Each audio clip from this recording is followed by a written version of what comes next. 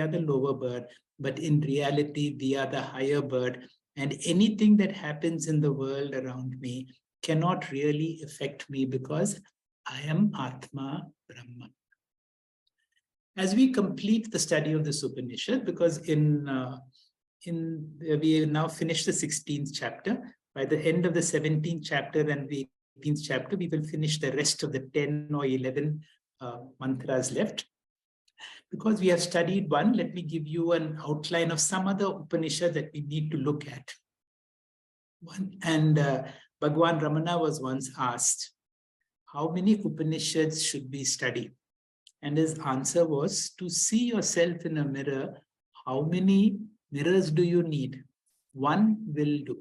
That means Mundaka alone is enough. However, if you look at yourself in more mirrors, you will be able to reveal your own glory from different directions. Whatever I have put in red are those which Swamiji will recommend that we also study. For example, in Shukla Yajurveda, the Ishavasya Upanishad, from Krishna Yajurveda, the Taittiriya and the Kathopanishad, from the Samaveda, the Kenopanishad, from the Atharva Veda, the Mundaka, Mandukya, and also the Kaivalya Upanishad. Of course, if you have time, we can study the Prashnopanishad, Chandogya Upanishad, Brihadaranyaka, Taittiriya, and so on. A few words about Ishavasya Upanishad. It is a small Upanishad with only 18 mantras, and many Acharyas have compared these 18 mantras to the 18 chapters of the Bhagavad Gita. They say that the Brihadaranyaka Upanishad, which has over 400 verses, is like a commentary on these 18 verses of Ishavasya Upanishad. It begins with Ishavasyam idam sarvam. That means this whole world is pervaded by the Lord. Although it is a beautiful Upanishad with very many quoted verses, most of the mantras are very obscure and have a very cryptic meaning. And that is why it is recommended that we study after studying 4 or 5 Upanishads.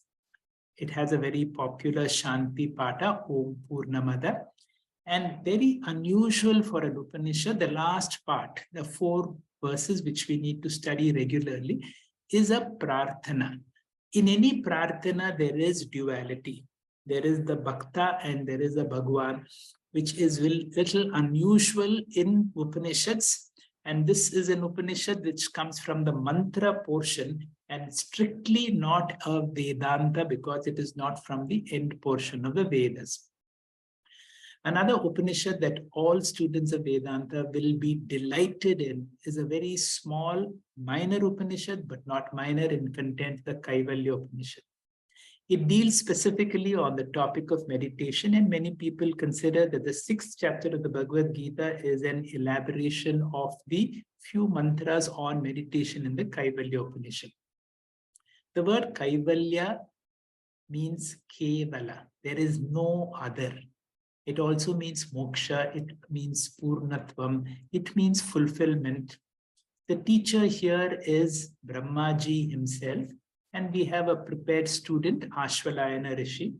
And one of the unique features of the Kaivalya Upanishad is that it has a string of Mahavakyas. Perhaps nowhere we have as many Mahavakyas as we have in the Kaivalya Upanishad.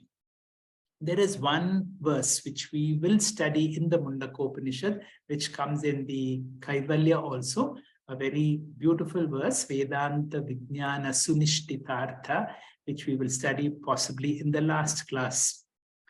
There is another Upanishad very similar to Mundaka, but a little longer than that. If there is a beginner's Upanishad, it is either Mundaka or Kathopanishad. We have chosen Mundaka because it is a relatively shorter, with 65 verses, and this Upanishad is a little longer with about 112 verses or so. The unique feature of the Kathopanishad is the teacher and the student. The teacher is none other than Yamadharmaraja himself. In our tradition, we are taught to revere a Brahma Vidya Acharya with the highest respect ever. Also, normally we fear death, and therefore Yamadharmaraja is someone conventionally to be feared. But for a student of Vedanta, we now do not see Yamadharmaraja as somebody who's going to snatch my body away at the time of death. Not a person who is in charge of time, not the person who is responsible for the progressive aging and sickness of my body, but somebody whom I revere as a Brahma Vidya Acharya. So your whole outlook to death and the author of death, if I can call it, will change when you develop a certain reverence to this Upanishad. Very nicely brought out. It is a very basic Upanishad like the Mundakopanishad.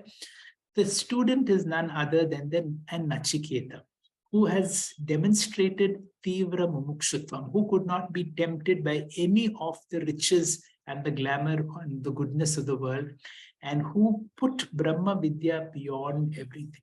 And therefore we learn so much by the teacher and the student. The Shanti Pata is very familiar. Om Sahana Vavatu.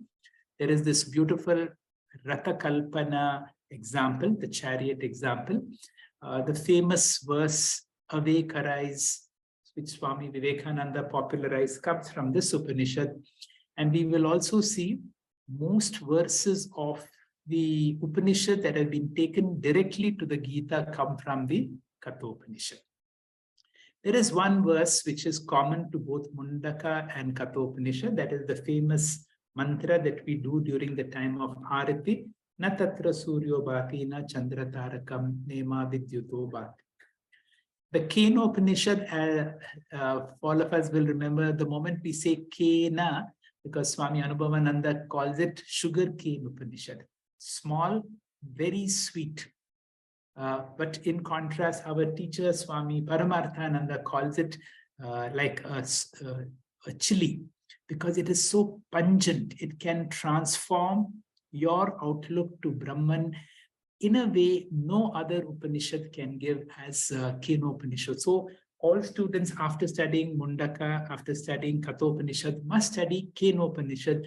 It is a beginner's Upanishad, beginner after these two Upanishads, where one gets to know our true nature. I'm able to speak, I'm able to hear.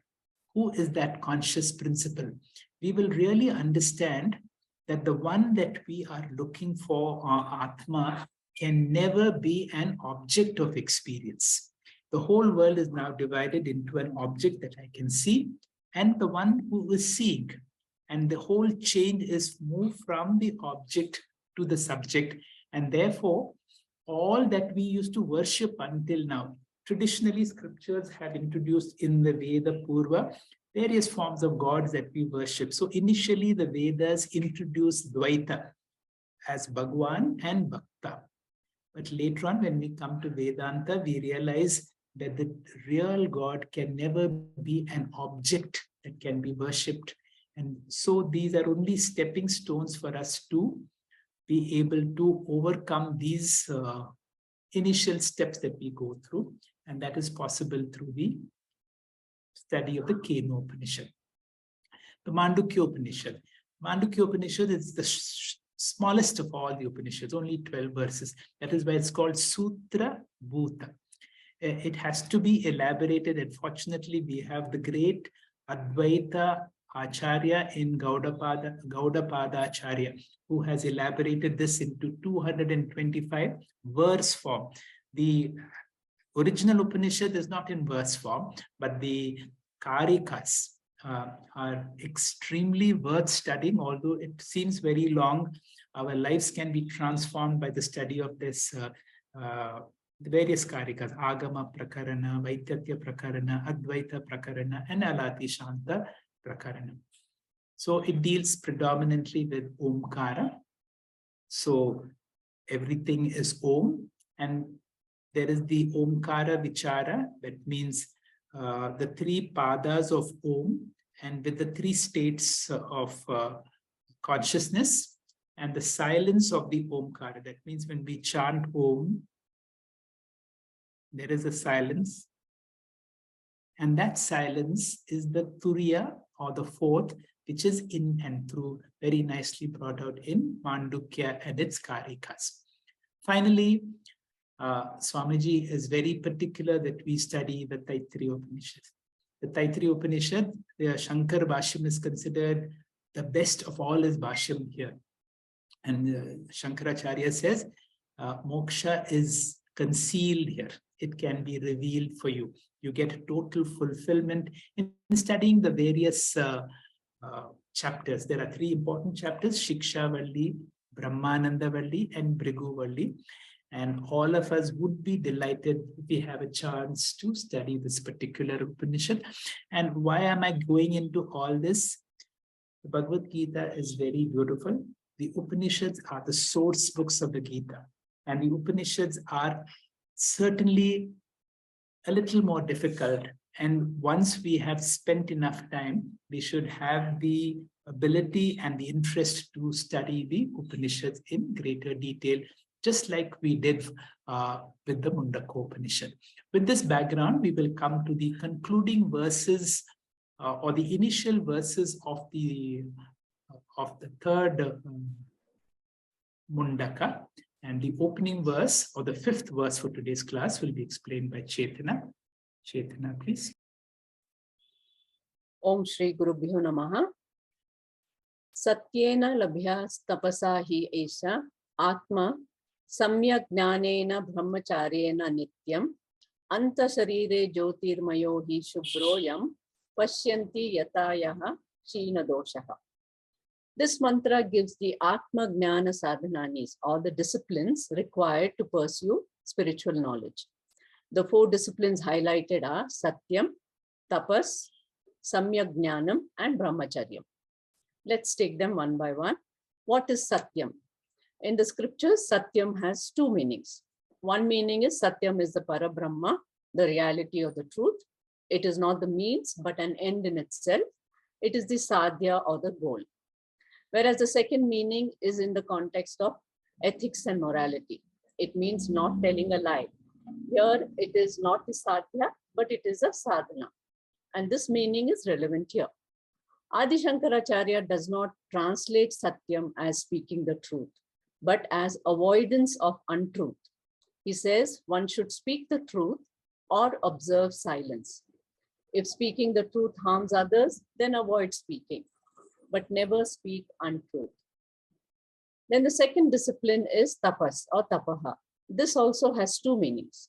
One meaning is austerities like upvasas or fasting, where I willfully forego certain physical comforts to establish mastery over my body. When it is not willful, it is not a sadhana, but a torture.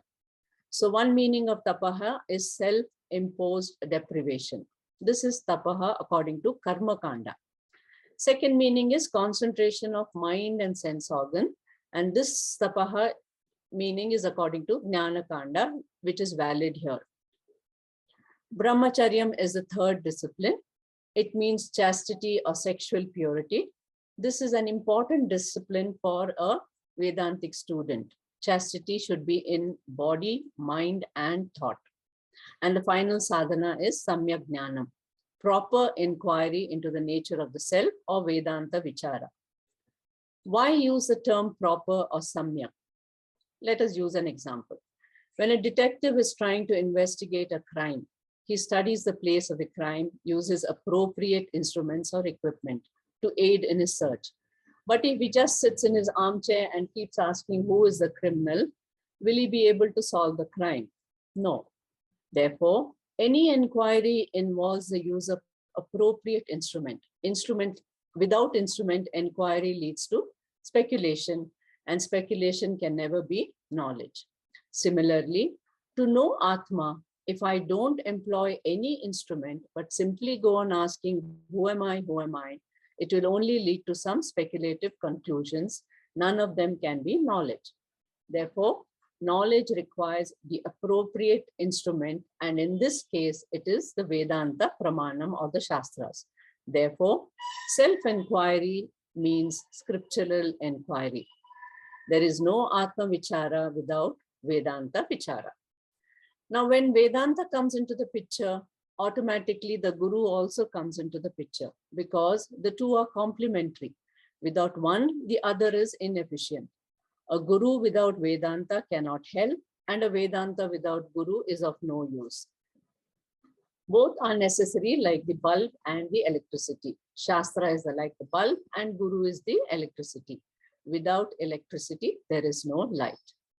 That is why in Guru Stotram, the guru is compared to Vedantambuja Suryaha. If Vedanta is like a lotus bud, the guru is like the Surya, in whose presence the lotus bud opens up and blooms into a beautiful flower. So when self-inquiry is made with the help of a guru and shastram, it is called Samyak Jnanam, moving in the right and proper direction.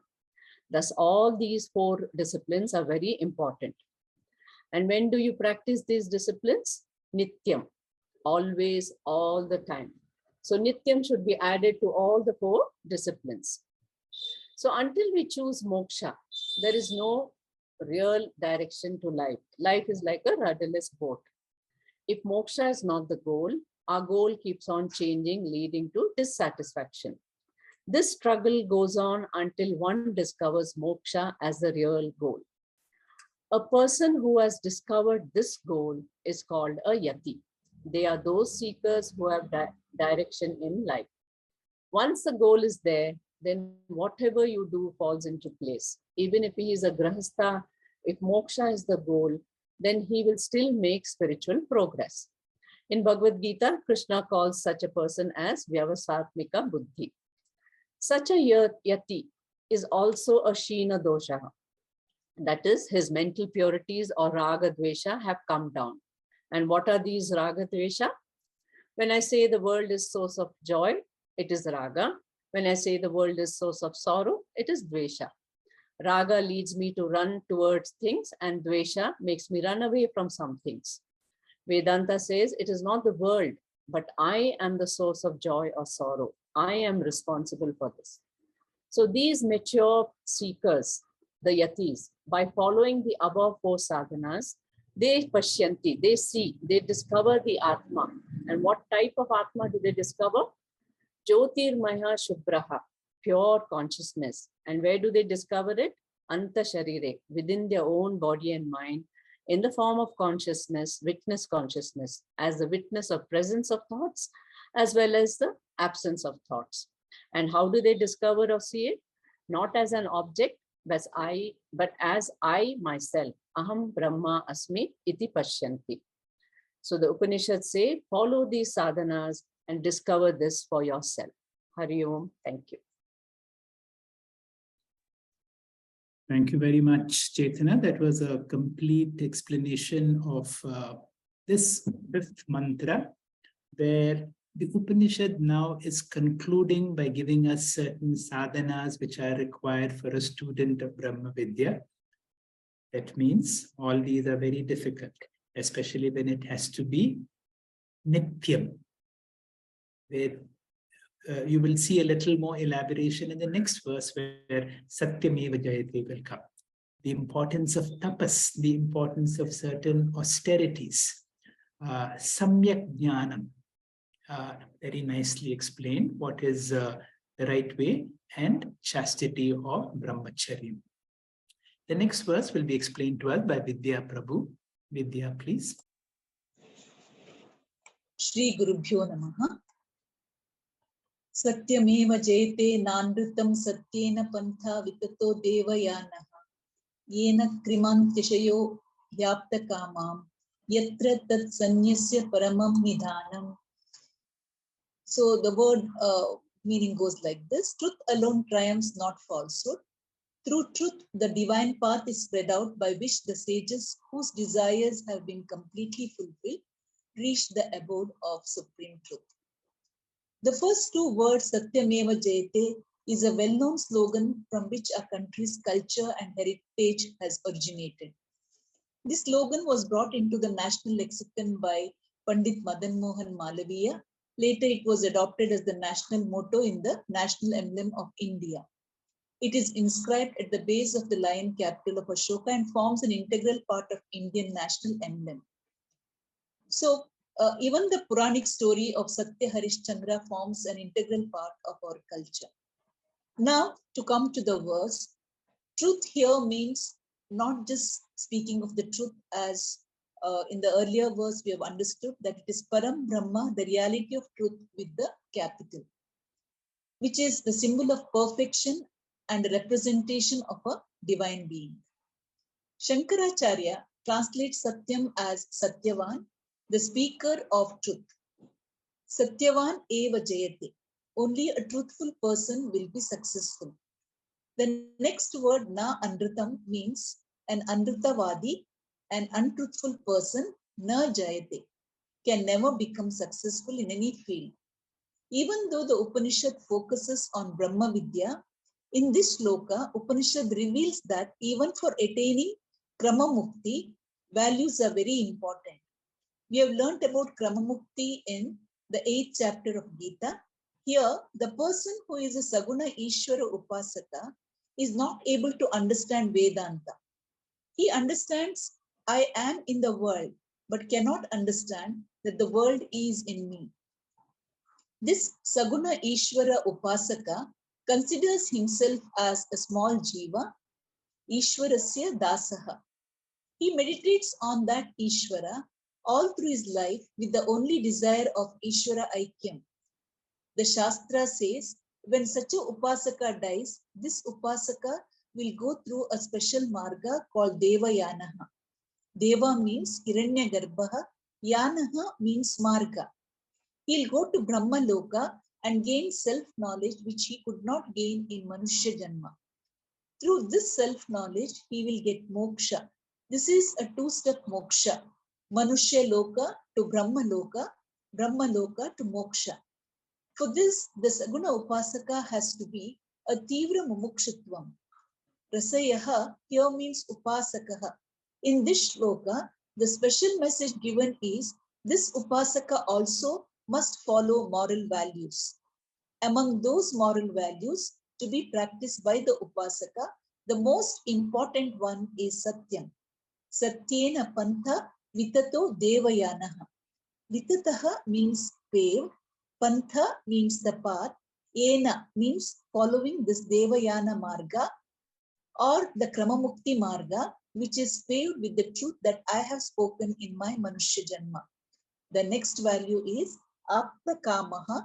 Shankaracharya here gives the meaning for this as free from worldly desires. Vairagyavantaha Apta Kamaha. Such a Upasaka Akramanti, meaning they attain or reach. Yatra tat satyasya paramam nidhanam.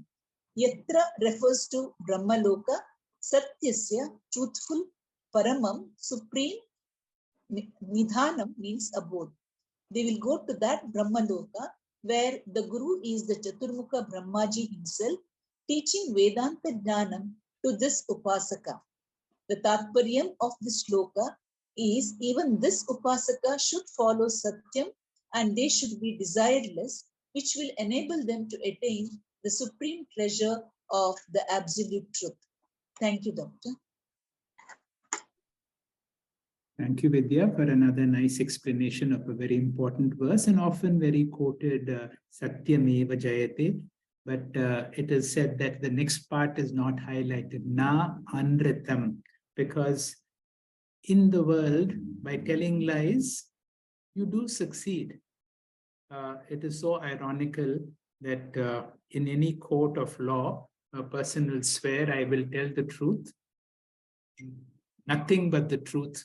And immediately after swearing, whatever is said is far from the truth.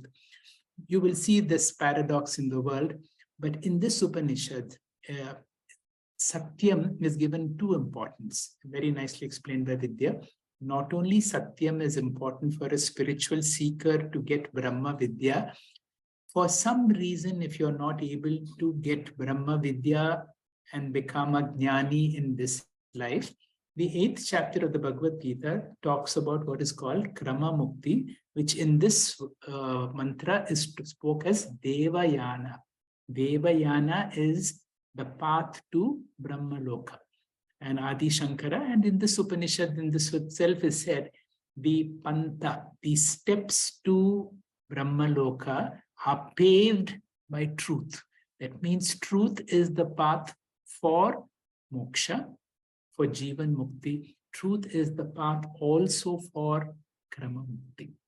So it is truth, not only worldly truth, which will help us to attain to the absolute truth. The next verse will be explained to us by Ramaji. Rama, please. Shri Gurubhyo Namaha, Harihi Om. Mundakopanishad, mantra 3.1.7. The mantra goes, Brohachatat divyamachintya rupam, sukshmachatat sukshmataram vibhati, durat sudure tadihantike cha, pashatsu ihaiva nihitam guhayam. And the meaning, that Brahman is infinite, self-effulgent, and is of inconceivable nature. It is subtler than the subtlest and shines in different forms. It is farther away than the farthest for the ignorant people, and for the wise, it is near at hand. It is experienced in the body of all living beings in the cavity of the heart itself. In the previous mantras, the essential values such as Sathyam, tapas, Jnanam, bramhacharya required for the inward journey are described. The upasakas will reach Brahmaloka and discover Brahman, the ultimate reality. The traveler has to introspect to attain the supreme truth about this world, the great vision of non-duality, and the supreme bliss enjoyed. The next slide shows the nature of Brahman as described in the first half of the mantra. The mantra says, Brahman is bruhat, meaning limitlessly big, because it is beyond desha, kala, and vastu. The existence behind everything in this universe is Brahman. Swaprakashatvat divyam. It means self-effulgent or self-evident. Divyam also means the consciousness which pervades and enlivens the bodies. Achintya rupam. Here, rupam means swarupam. It cannot be revealed by any of the senses or the mind. The mind can only conceive an object of experience. The seer can never be truly seen. It is Brahman is ever the subject and never an object of illumination. Hence, it is Achintya Rupam. Sukshmat Sukshmataram. A Kathopanishad mantra says Brahman is subtler than the subtlest object in the world, and the mantra says Anoha Aniyam. There is nothing subtler than Brahman because it is a cause of everything. The law of causation states that a cause is subtler than the effect, and the cause alone appears in every effect. Brahman being the cause, it is in everything and manifests as the universe with names and forms. And the next feature is Vividham Bhati iti Vibhati. That Brahman itself appears as everything. Karanam Brahmaeva Karya Rupena Sarvatra Vibhati.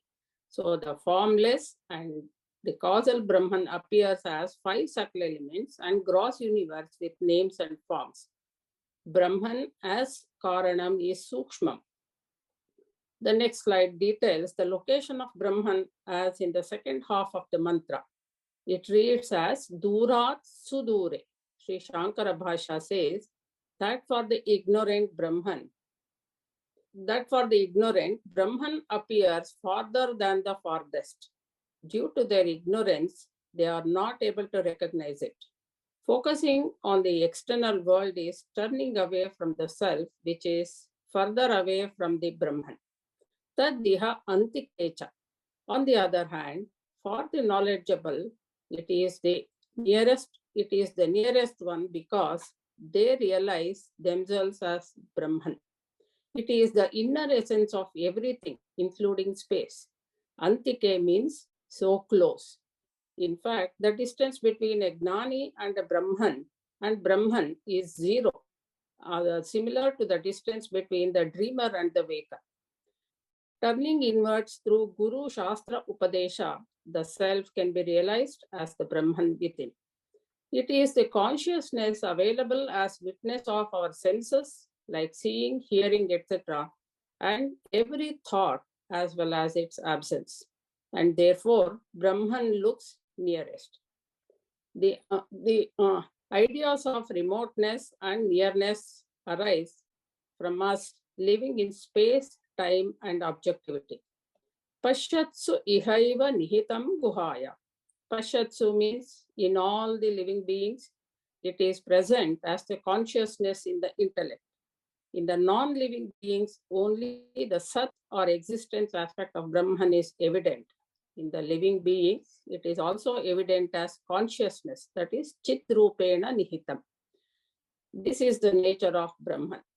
Brahman, the experiencer, is the awareness that is in and through every experience.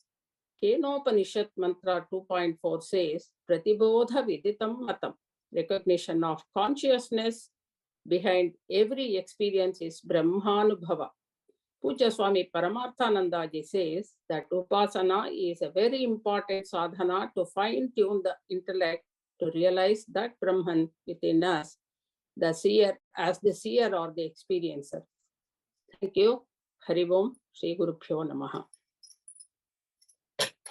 Thank you, Ramaji. As always, with very clear illustrative slides, you have nicely explained every word that we need to know in this mantra. What this mantra is trying to say is, we are all students trying to know who this Brahman is, but in order to know, we need to have a very subtle intellect. And through training, and that is what we have been through various upasana, that is possible to make our instruments of knowledge. Just like when you are doing a very fine surgery, it is impossible to do a fine surgery with crude instruments, especially when we do microsurgery, the instruments should be so refined. Our mind should be so refined to be able to understand these terms which an ordinary mind can never understand. But however, a trained mind is able to understand that this Atma that we are trying to know has no limits. It is infinite. It is divine, means it is of the nature of consciousness. We all know what is consciousness. Because of consciousness, we are able to experience the whole world. And that consciousness, I am. And it is not something that the mind can. That's why it's achintya rupam. Sukshmat sukshmatara means it is so subtle that although it is so big, it is very subtle. It manifests as everything. You know, all these words are seemingly paradoxical. Ramaji has very nicely explained what is meant by durat sa dure. It is farther than the farthest for those who are not able to understand. But for those who are able to understand, realize it is nearer than because what can be nearer to me than myself? And to be able to see, now this is only figurative to say in the cave of my heart. So those who have opened the heart know there are 4 chambers, which is that cave of my heart. So this is figurative. It is there in my mind as myself. And I need to be able to understand and claim and proclaim and act that this wonderful consciousness I am. I spoke to you in the introduction about Isha Vasya Upanishad. So Isha Vasya tadejati tannejati taddure tadantike tadantarasya sarvasya tadu sarvasya bahya. So these are absolutely paradoxical. It moves, it does not move. It is very far, it is very near. It is within all, but it is outside all. Now, all this have been explained already. I don't have to say. That is why the Isha Vasya Upanishad, because you know, without a background of all the other Upanishads, if you study, it will look like the mantras are talking nonsense because the mind can't comprehend this. Mantra 8 will be explained by Dr. Divakar. Dr. Divakar, please. Om Shri Guru Bhyo Namaha. Mundakopanishad, verse 3.1.8. Na chakshusha gruhyate na pivacha Nanyairdevaistapasa karmana va Jnana prasadena vishuddha sattvam tatastu tam pashyate nishkalam dhyayamana. Like the previous verse, this too is a profound verse. Brahma Jnanam is a very unique knowledge because Brahman is not an object of knowledge but is the very subject. This is the only knowledge we get without objectifying anything. Therefore, no form or the amount of meditation can reveal a Brahma Darshanam, as Brahman is not available for either direct or indirect experience. Brahman is not an object of experience. Brahman knowledge exists only in one form, which is in the form of claiming, I am Brahman, Aham Brahma Asmi. Other than claiming I am Brahman, there is no other form of Brahman knowledge. When we claim I am Brahman, the word I should not be mistaken for our body and mind. I is the capital I. I should not be, I should be taken as the consciousness principle. I is the all-pervading Brahman, that which enlivens the body and mind. This verse highlights the important message that we do not experience Brahman. In the next slide, we will see the meaning of this verse. Na chakshusha gruhyate. Brahman or Atma cannot be perceived by eyes. It is not an object of perception. Then what about other sense organs? Nanyair devaihi. Not even any other sense organs. Here, deva refers to sense organs. So Brahman is not made of shabdha, sparsha, rupa, rasa, and gandha. Brahman is defined as ashabdam, asparsham, arupam, arasam, and agandham.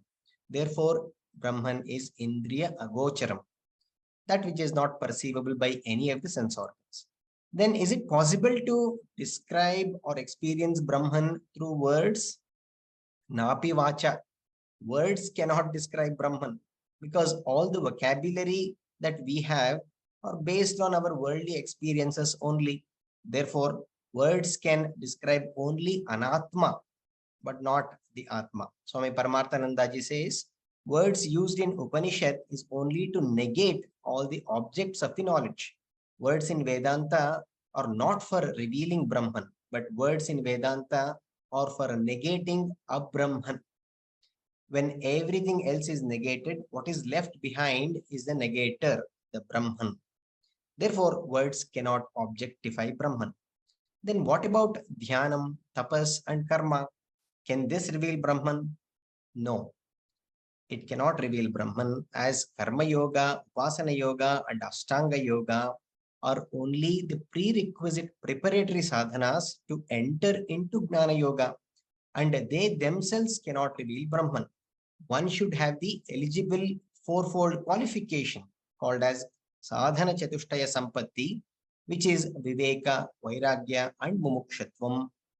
And all these three are mastered using karma yoga. And then the fourth one is the shatka sampatti, which is the mind mastery disciplines, which is done through upasana yoga. So na karmava, karma yoga won't reveal Brahman. Instead, along with Upasana Yoga, it makes our mind relaxed, receptive, and subtler, which is essential to grasp the subtlest subject matter of Atma Jnana. This relaxed, receptive, and non-extroverted mind is said here as Jnana Prasadena, meaning one will get the grace of one's own mind. If we don't get the grace of our own mind, then it will continuously generate rajo and tamas thoughts, which are not spiritually conducive. So karma and upasana yoga makes our mind sattvic, which is referred here as jnana prasadena. Jnana here means mind. And then vishuddha sattva. Sattva means antahkarana. Vishuddha sattva means sattvika antahkarana, a sattvic mind, a pure mind. Tataha. After making the mind sattvic, Tam pashyate, the sadhaka discerns Brahman as Chaitanyam. Pashyate literally means perceives, but one should not take the literal translation as perceives, because in the first line itself, the Upanishad has said, Brahman cannot be perceived. So here pashyate means discerns. Discerns as what? Discerns Brahman as the ever available consciousness, which is in and through all the experiences. Tam pashyate. What type of Brahman? Nishkalam, the undivided, one all-pervading Brahman. And how does he discern? Dhyayamanaha, by meditating. Not meditating on the Brahman, but meditating on the teachings. So it is not looking for the Brahmanubhava, it is an experience of Brahman or the experience of the Brahman. It is a knowledge that the Brahman cannot be experienced. But knowing that Brahman is one's own identity. Here, Dhyanam refers, Dhyanam in the Dhyayamanaha refers to Jnana Yoga, which has threefold disciplines, which is Shravanam, Mananam, and Nididhyasana. Hari Om. Thank you. Thank you very much, Dr. Divakar. That was a brilliant explanation. You must remember that these are Upanishadic mantras, not only ordinary Upanishadic mantras, but one of the most subtle mantras. Whenever a student, one of us, is given an opportunity to study, it is very evident for those who have just parroting this information or those who have understood this information and are able to explain this information. And that is the joy that we have in each one of our students of Vedanta who have taken the responsibility of explaining the subtle through understanding. You can clearly make out somebody who has explained this with understanding. This particular verse is very akin to the Upanishad. Upanishad, that is why we need to study more than one Upanishad. In Upanishad, begins just like this. Upanishad also says, na tatra chakshur gacchati, na vak gacchati, no manaha. Brahman is not something that can be seen. It cannot be spoken about. It cannot be understood about the mind. And this is what the teacher is telling the student, I do not know how anybody can teach something like this. Now, this is the fact. Brahman is not an object that can be spoken about. It can be taught. Then the student will get thoroughly confused. Then what are you talking about? What is the point for me to come to this class? But then the teacher tells a secret. See, I have understood it. My teacher has given a certain methodology. I will use the same methodology. And the methodology that Dr. Gautam Divakar used is what his teacher, Swami Paramarthananda, has been able to explain in such clear words with each of these, that Brahman is not an object of my experience. Brahman is the experiencer. And where we have difficulty through language, although language and the mind and thoughts can never explain it, it is possible through samvada, through discussion, to be able to clarify what we are talking, so that amongst students who have been in satsang, we will realize it is not nonsense, but the highest amount of spiritual wisdom. We come to the last mantra for today, and that will be explained to us by Dr. Sanjay Banakal. Dr. Sanjay, please. Om Shri Gurubhyo Namaha. Esho anuratma chetasa veditavyo yasmin pranaha panchadha vivesha pranaischittam sarvamotam prajanam yasmin vishuddhe vibhavatyesha atma. The description of the self is continuing further in these verses. We have seen in the previous verse that the subject is too subtle and hence cannot be grasped by the sense organs. Upanishads deal with the subject and not the object. This objectifying tendency is too natural for us, and hence we tend to objectify even the Atma. Initially, the scriptures introduce Atma as a separate entity, only to reveal later that it is none other than me. We can describe an object by giving it a name, form, attributes, which are within the field of our sense organs and the mind. Here we want to know about ourselves, which is beyond the reach of sense organs. So how to do that? How can I describe myself? The teacher struggles to describe the indescribable. Hence, the scriptures put it in negative terms, but it gives enough indicators and pointers for us to know. So we should not objectify by saying this Atma, that Brahman, etc. It is not something other than me. So we need to inquire about this, who am I? Next slide, please. Upanishad is describing me as Anuhu to indicate the subtle nature of the subject. Yesha Anuhu Atma, the self is too subtle. Previously described idea of subtlety is repeated once again in this verse. Here it is compared to an atom of figurative description to indicate the subtle nature. The same description is given in Kaivalya Upanishad, Anoraniyan Ahameva Tadvat. I am subtler than the subtlest. How can I know myself? The next slide. It is known through a sharp intellect, that is Chetasa Veditavyaha. One has to have a highly sharp intellect to understand the extremely subtle subject. For example, a razor, which is used for shaving our face, cannot be used to cut the tree. Similarly, an axe cannot be used to shave our face. So the appropriate instruments have to be made use of. So here, our intellect has to be very sharp to know about this highly subtle nature of ourselves. The instrument is a highly sharpened intellect, and one has to train and sharpen the mind. But in Kenopanishad, it was stated that the self cannot be known even by the mind. We already seen this, natatra chakshur gacchati, navak gacchati, no manaha, navidmo vijanimo yathaitadunishad. Why is this contradiction?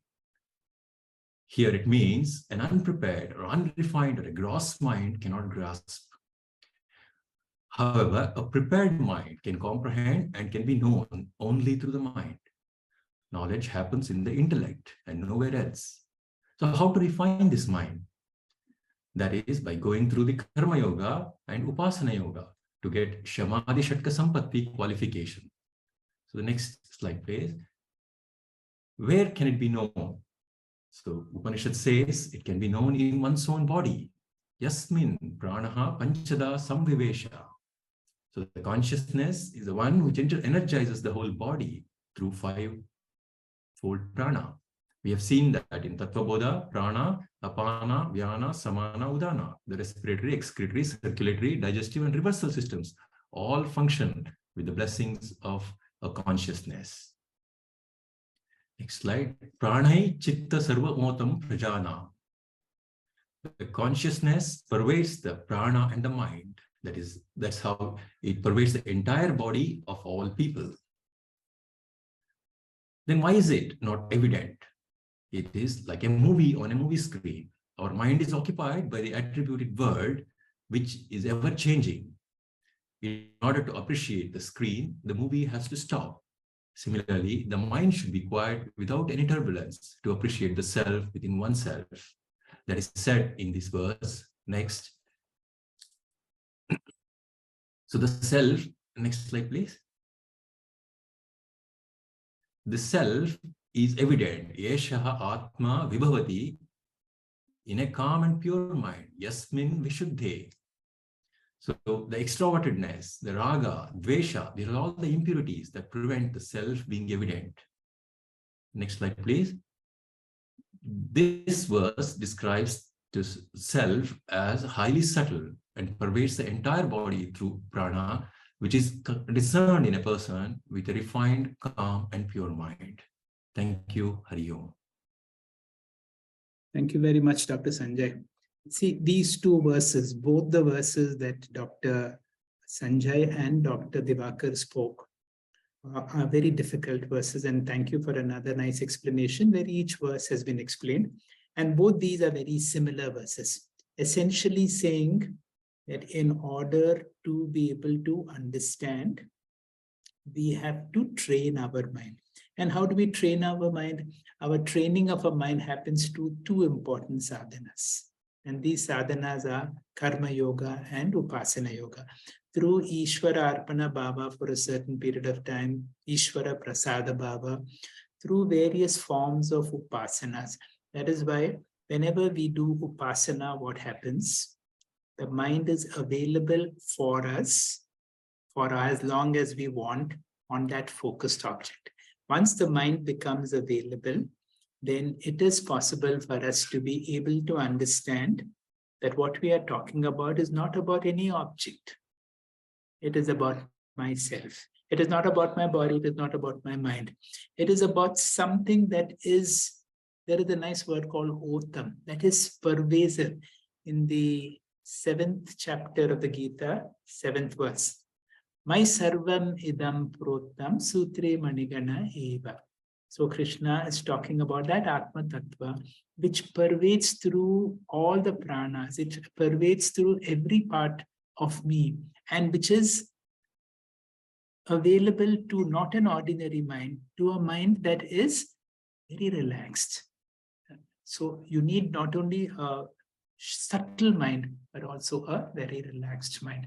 With this, we have come to the end of a beautiful set of verses in today's class. All of them very, very nicely explained. And I will hand over to Venkatesh Prasad. But before we go there, the next class I will announce is on the 21st of November. It will be our Disha, and this Disha is on the 8th chapter of the Bhagavad Gita. We will have a chanting by Parimala Shetty on a few verses of Shri Rudram. Parimala, please.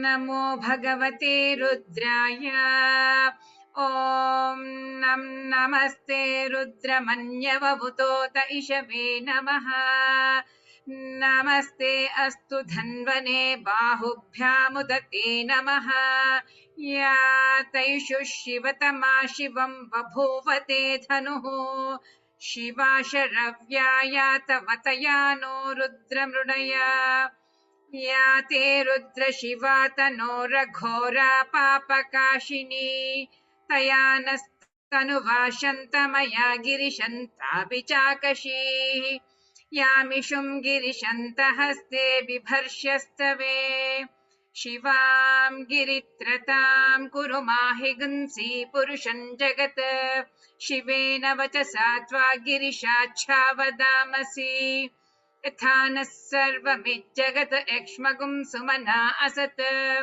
अध्यवोचदधिवक्ता प्रथमो दैव्योऽभिषक् अहीकश्च सर्वा जम्भयन् सर्वाश्च यातु धान्यः असव्यस्ताम्रो अरुण उत बभ्रुः सुमङ्गलः एचेमागं रुद्रा अभितो दिक्षु सिता सहस्रशो वै शागं head ईमहे असव्यो वसर्पति नीलग्रीवो विलोहितः उतैनं Gopa अदृशन्नदृशन्नुदहार्यः उतैनं विश्वा भूतानि सदृष्टो मृडयातिनः नमो अस्तु नीलग्रीवाय सहस्राक्षाय मीडुषे अथो अस्य सत्त्वानोऽहं तेभ्यो करन्नमः प्रमुञ्चद्धन्वनस्त्वमुभयोरार्तियोज्यां याश्च ते हस्त इषवः पराता भगवो वप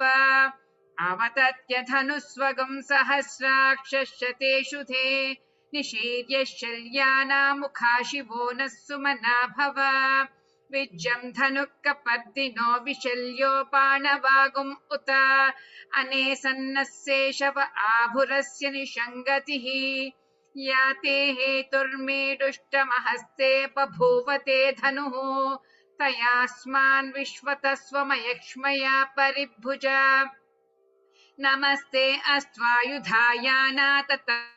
दृष्णवे उभाभ्यामुदते नमो बाहुभ्यां तव धन्वने परिते धन्वनो हेतिरस्मान् वृणक्तु विश्वतः अथो इषुदिस्तवारे अस्मन्निदेहितम् नमस्ते अस्तु भगवन् विश्वेश्वराय महादेवाय त्रयम्बकाय त्रिपुरान्तकाय त्रिकाग्निकालाय कालाग्निरुद्राय नीलकण्ठाय मृत्युञ्जयाय सर्वेश्वराय सदाशिवाय श्रीमन्महादेवाय नमः.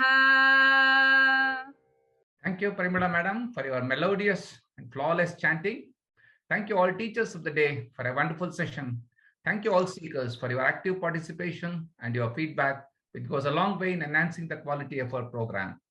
Coming Monday, 21st November 2022, let us log in for session 36 of Disha for the discovery of inner strength and happiness at 6:45 p.m. In this episode of Disha, we will continue our study of 8th chapter along with Tattva Bodha topic on Karma Yoga and Bhakti Yoga. With that, let us conclude today's session with our Shanti Mantra. Om Purnamada Purnamidam Purnat Purnamudachyate Purnasya Purnamadaya Purnameva Vasishyate. Om Shanti Shanti Shanti. Hari Om. Sri Gurubhyo Namaha. Hari Om.